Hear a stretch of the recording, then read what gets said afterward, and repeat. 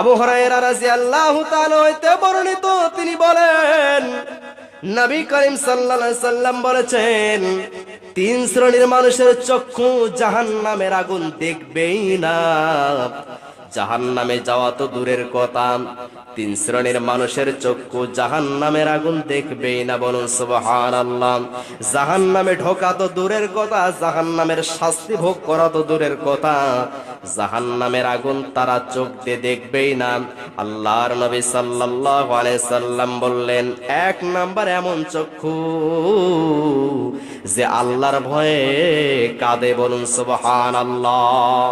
দুই নাম্বার এমন চক্ষু যে আল্লাহর রাস্তায় জেগে থাকে, রাতের বেলা তাহাজ্জুদ সালাত পড়ে, রাতের বেলা কোরআন তেলাওয়াত করে, যে সমস্ত চক্ষু জেগে থাকে। তিন নাম্বার এমন চক্ষু বেগানা নারীকে দেখে যারা চক্ষু নিচু করে। আল্লাহর নবী সাল্লাল্লাহু আলাইহি সাল্লাম বললেন, এই তিন শ্রেণীর মানুষের চক্ষু জাহান্নামের আগুন দেখবে না। বলুন সুবহানাল্লাহ। তিন শ্রেণীর মানুষের চক্ষু জাহান্নামের আগুন দেখবে না। জাহান্নামে ঢোকা তো দূরের কথা, জাহান্নামের শাস্তি ভোগ করা তো দূরের কথা।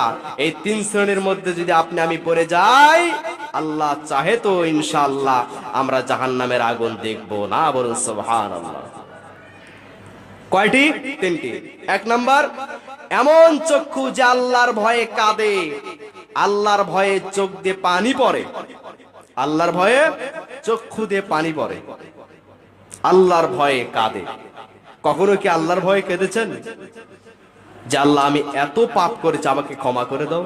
নির্জনে কাঁদে, মানুষের সামনে নয়, নির্জনে যারা আল্লাহর ভয়ে কাঁদে, বিশ্বনবী সাল্লাল্লাহু আলাইহি সাল্লাম বলেছেন আল্লাহর আযাবের ভয়ে কাঁদে, গুনাহের কথা মনে করে আল্লাহর কাছে নতজানু হয়ে সিজদায় পড়ে দোয়া করে দুহাত তুলে যারা কাঁদে, বিশ্বনবী সাল্লাল্লাহু আলাইহি সাল্লাম বলেছেন এমন মানুষের জন্য জাহান্নামে যাওয়া তেমনি অসম্ভব যেমন গাভীর বাড় থেকে দুধ দহন করার পর আবার সেই বাড়ে দুধ ফিরে দেওয়া অসম্ভব। বলুন সুবহানাল্লাহ।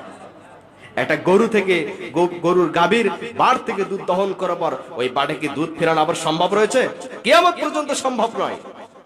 তা নবী করিম সাল্লাল্লাহু আলাইহি ওয়াসাল্লাম বলেছেন যেমন অসম্ভব গাভীর বাড় থেকে, গাভীর স্তন থেকে দুধ বাহির করার পর যেমন ফিরে যাওয়া অসম্ভব, তেমনি কোন মানুষ যদি আল্লাহর ভয়ে কাঁদে, চোখ দিয়ে পানি পড়ে, নবী করিম সাল্লাল্লাহু আলাইহি ওয়াসাল্লাম বলেছেন এই মানুষের জন্য জাহান্নামে যাওয়া তেমনি অসম্ভব। বলুন সুবহানাল্লাহ।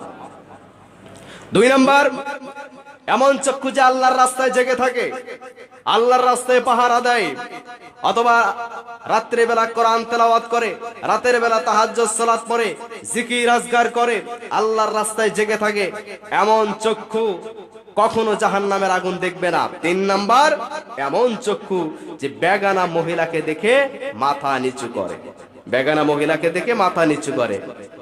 কোন দিকে মাথা নিচু করবেন? উপরেও মহিলা হেলিকপ্টার প্লেন চালায়, ডানে তাকাবেন মহিলা, বামে তাকাবেন মহিলা, যেদিকে তাকাবেন সেদিকেই মহিলা। চক্ষু নিচু করবেন কোথায়?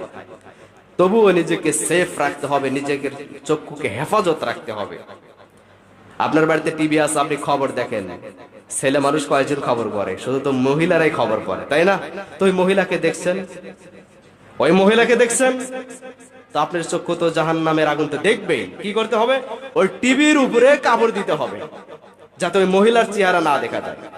বেগানা মহিলাকে দেখে মাথা নিচু করতে হবে। এটা করতে পারবেন? অসম্ভব। আপনার কাছে এটা অসম্ভব হয়ে যাচ্ছে। এটা যদি করতে পারেন তাহলে আপনি প্রকৃতপক্ষে আপনি আসল যোদ্ধা। এমনিতে হুঙ্কার দিলেন আমি যুদ্ধ করব, যুদ্ধ করে শহীদ হয়ে যাব, অতি সহজ। এই যুদ্ধটাকে করেন তো দেখি। আপনি কেমন মরদ মানুষ, কেমন পুরুষ মানুষ দেখে আপনি এই যুদ্ধটা করেন শয়তানের সঙ্গে। কোন মহিলার দিকে আমি তাকাবো না, মাথা নিচু করে থাকবো। করতে পারবেন? আপনি এই যুদ্ধে যদি জয়ী হতে পারেন তাহলে আপনি শয়তানের সঙ্গে যুদ্ধ করে আপনি জিতে গেলেন। আগে যুদ্ধ করতে হবে শয়তানের সাথে, পরে না হয় কাফেরদের সাথে আপনি যুদ্ধ করেন। এই তিনটি গুণ যে সমস্ত মানুষের মধ্যে থাকবে, নবী করিম সাল্লাল্লাহু আলাইহি সাল্লাম বলেছেন যে আল্লাহ রাব্বুল আলামিন তাদের চোখে জাহান্নামের আগুন দেখাবেন না। বলুন সুবহানাল্লাহ।